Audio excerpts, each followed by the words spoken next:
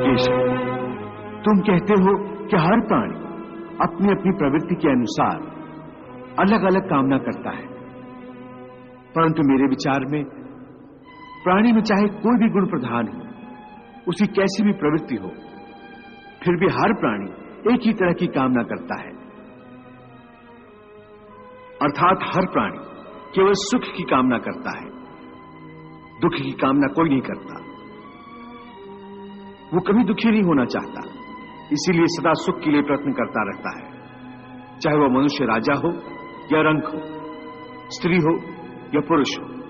तुम ठीक कहते हो अर्जुन कि सब सुख की कामना करते हैं, परंतु सुख की परिभाषा हर एक व्यक्ति की प्रवृत्ति और रुचि के अनुसार बदल जाती है। एक साधु पुरुष को दूसरे को सुख देकर सुख मिलता है, दूसरे की सहायता करके वो खुश होता है, और एक नीच प्रवृत्ति वाला मनुष्य किसी को दुख देकर सुखी होता है।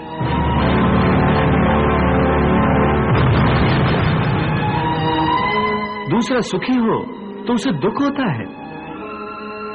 इसके लिए सुख और दुख की परिभाषा अपनी अपनी प्रवृत्ति और रुचि के अनुसार हर प्राणी के लिए अलग अलग है। हे पार्थ, जो कर्मयोगी होते हैं वो आसक्ति छोड़कर कर्म की सफलता और विफलता में समबुद्धि से काम लेकर योग द्वारा परमात्मा पर आस्था रखकर कर्म करते हैं। इसे ही समत्व योगा कहते हैं।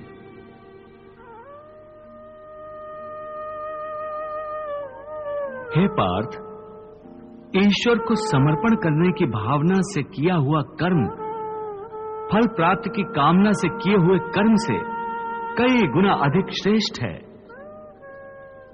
ज्ञानी पुरुष कर्म फल की आशा किए बिना समबुद्धि योग द्वारा कर्म करते हैं और पाप पुण्य आदि भावनाओं से मुक्ति पाते हैं। पार्थ, तुम भी ऐसी भावनाओं से मुक्त हो जाओगे जब तुम समबुद्धि कर्म का आचरण करोगे। योगस्था कुरु कर्माणि संगम त्यक्त्वा धनंजय सिद्धि असिद्ध्यो समो भूत्वा समत्वम योग उच्यते। पार्थ, एक बात ध्यान में रखो, फल की वासना से फल पर ही दृष्टि रखकर कर्म करने वाला सकाम मनुष्य उत्तम कर्म करने पर भी कर्मयोगी नहीं हो सकता। ऐसे मनुष्य को ख्याति आदि लाभ प्राप्त हो सकते हैं, किंतु उसे परमात्मा और शांति प्राप्त नहीं हो सकती। हे केशव, मनुष्य को पाप पुण्य दोनों बंधनकारक है, दोनों से भला बुरा प्रारब्ध बनता है। प्रायश्चित द्वारा पाप से मनुष्य मुक्त हो सकता है, परंतु पुण्य से वो मुक्त कैसे होगा?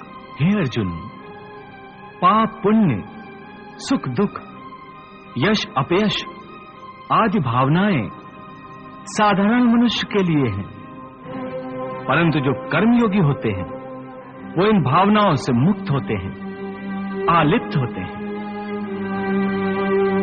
कर्मयोगी अपनी अंतरात्मा की आवाज को परमात्मा का आदेश मानकर आचरण करते हैं। इसमें कहां आती है पाप पुण्य की भावना? हे पार्थ, यदि तुम मोह के अधीन हो गए हो तो निष्काम कर्मयोग कैसे अपनाओगे? तुम्हारी बुद्धि पर जो मोह के अंधकार का पटल छा गया है उसे ज्ञान के प्रकाश से हटा दो और अपनी बुद्धि को मोह के दलदल से बाहर निकालो। हे पार्थ, यदा ते मोह कलिलम बुद्धिर्व्यतितरिष्यति तदा गंतासि निर्वेदम श्रोतव्यस्य श्रुतस्य च।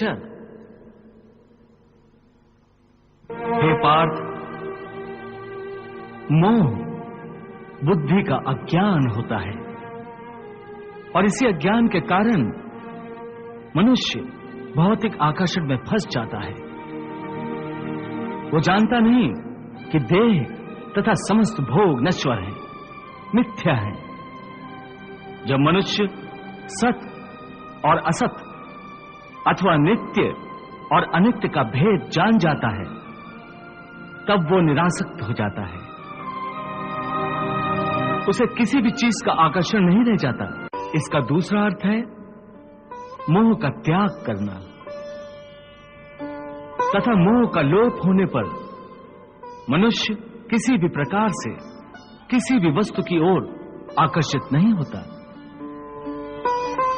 हे पार्थ, यथार्थ ज्ञान की प्राप्ति होने के बाद मोह का त्याग होता है। आत्मिक योग बल में वृद्धि हो जाती है। योग बल के कारण मन स्थिर हो जाता है और स्थिर प्रज्ञ होने के कारण मनुष्य का परमात्मा के साथ योग हो जाता है।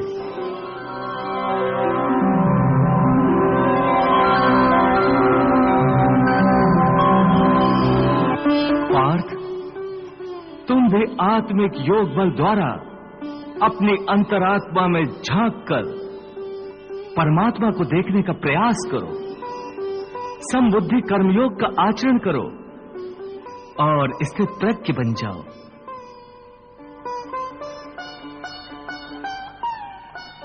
हे मधुसूदन, ये स्थित प्रज्ञ क्या होता है, इसे समझाओ। पार्थ, दुख भोगते हुए भी जिसके मन में उद्वेग नहीं होता और न ही जो सुख की लालसा रखता है, तथा जिसके हृदय में क्रोध, मोह, भय आदि विकारों के लिए कोई स्थान नहीं होता, वो मनुष्य स्थित प्रज्ञ है। दुखेषु अनुद्विग्न मनाः सुखेषु विगत स्पृहा वीतराग भय क्रोधा स्थित धीः मुनिरुच्यते। हे पार्थ, स्थित प्रज्ञ महापुरुष सुख दुख प्रत्येक अवस्था में आत्मिक शांति प्राप्त कर लेता है।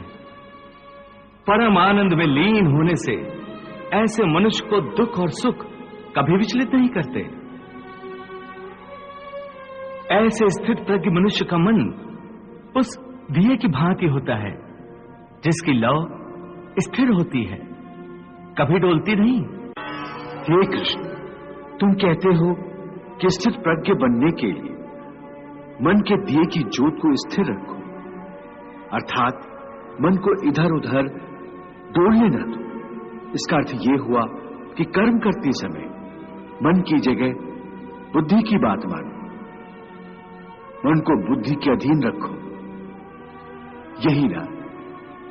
नहीं अर्जुन, केवल बुद्धि पर भरोसा करने में भी खतरा है।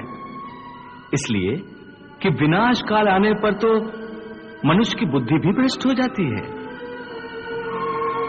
अर्थात जब विपरीत समय आता है तो मनुष्य की अपनी बुद्धि ही उसे गलत रास्ते पर ले जाती है। हे मधुसूदन, मनुष्य न तो अपने मन की इच्छा अनुसार कर्म करे, न ही बुद्धि की सलाह माने, तो फिर मनुष्य बेचारा करे तो क्या करे? ऐसी स्थिति में अपनी प्रवृत्ति के विरुद्ध कोई कैसे जीवन व्यतीत करेगा? हे मधुसूदन, मुक्ति और मोक्ष का रास्ता अपनाने के लिए कोई मनुष्य अपनी प्रवृत्ति को कैसे बदल सकता है? इसका कोई तरीका मुझे बताओ। प्रवृत्ति को बदलने से पहले यह जान लेना आवश्यक है कि प्रवृत्ति कैसे बनती है। हे अर्जुन, मनुष्य जन्म से ही अपने साथ सत्व, रज और तम 3 गुणों को लेकर पैदा होता है।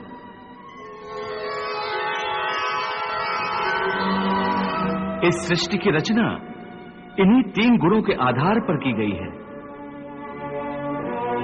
इस त्रिगुणात्मक सृष्टि में रहने वाले समस्त प्राणियों में तीनों गुण विद्यमान होते हैं, परंतु हर प्राणी के अंदर इन तीनों में से कोई न कोई एक गुण अधिक प्रधान होता है, और जिस गुण की प्रधानता अधिक होती है उस प्राणी का चरित्र वैसा ही बन जाता है। रजोगुण प्रधान पुरुष को ऐश्वर्य, ठाट बाट और राजपाट की लालसा होती है।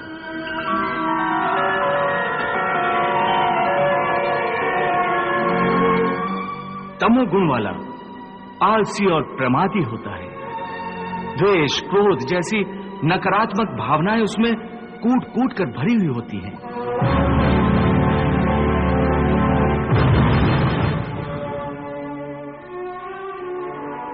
और सत्व गुण वाला? सत्व गुण ही उत्तम गुण है। सात्विक मनुष्य सीधा और सच्चा होता है। वैसे तो हर मनुष्य के स्वभाव में ये तीनों गुण कुछ न कुछ मात्रा में होते हैं, परंतु जिस मनुष्य में जो गुण प्रधान होता है वो वैसा ही हो जाता है। उसकी जैसी प्रवृत्ति होती है वैसी ही रुचि हो जाती है।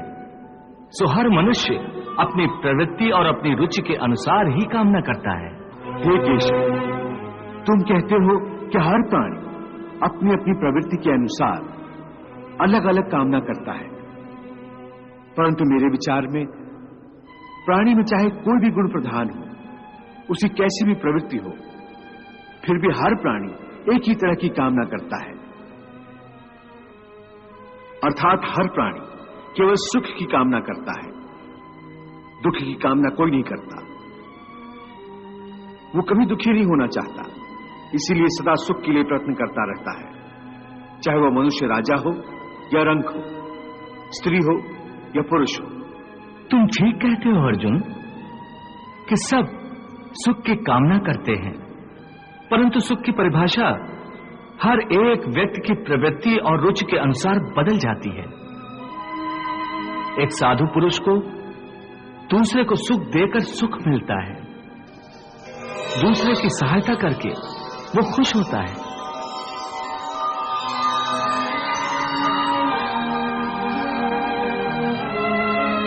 और एक नीच प्रवृत्ति वाला मनुष्य किसी को दुख देकर सुखी होता है।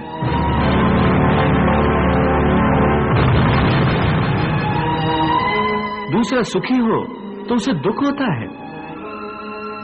इसके लिए सुख और दुख की परिभाषा अपनी अपनी प्रवृत्ति और रुचि के अनुसार हर प्राणी के लिए अलग अलग है।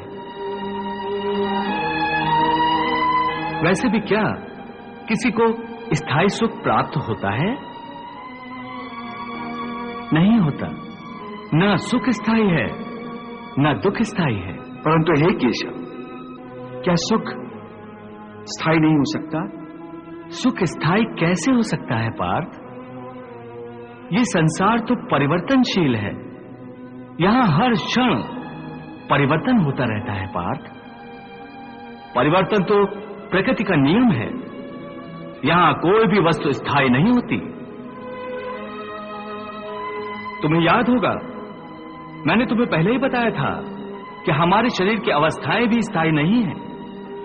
फिर सुख और दुख कैसे स्थायी हो सकता है? इसका अर्थ है कि सुख के साथ साथ मनुष्य को दुख भी भोगना पड़ता है।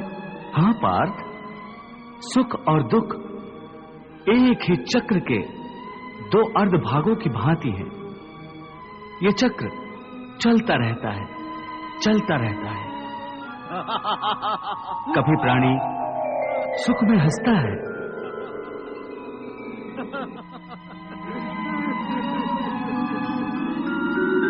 वही प्राणी दुख में रोता और बिलखता है।